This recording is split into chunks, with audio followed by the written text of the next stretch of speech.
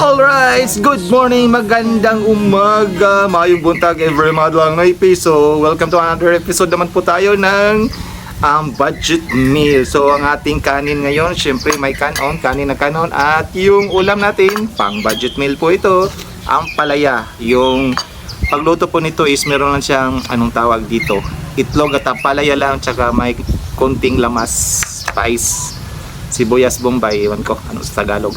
Basta masarap siya. Ito po yung isa sa pinaka-paborito ko pong ulam. Siyempre, tubig.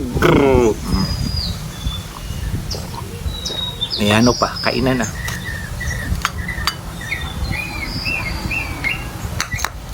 Yun lang yun. Ibahog, madlang ngaypi. Magbahog na ta.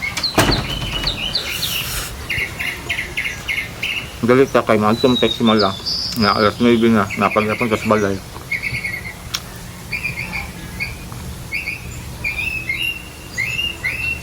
Fast forward ang taon.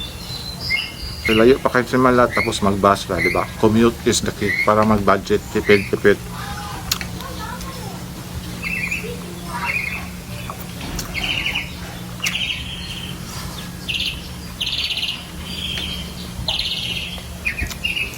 Dapat hinaluan to ng kamatis, may kamatis naman doon.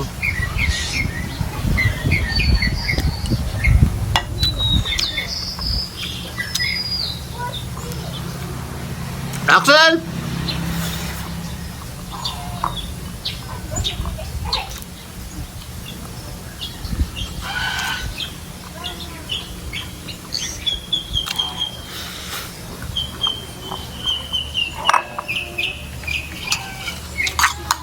Ubusin ko. Hoy! Axel yan ang pagkain. Mahal ang kilo ng bigas ngayon.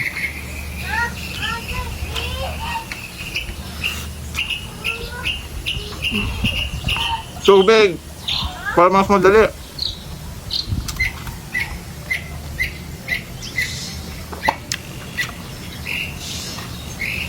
So, madlang noipi, hanggang dito muna tayo sa ating value budgeted, very budgeted meal.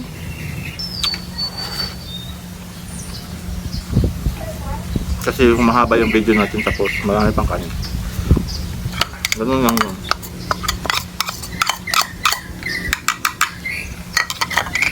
Gracia is great. Kain tayo.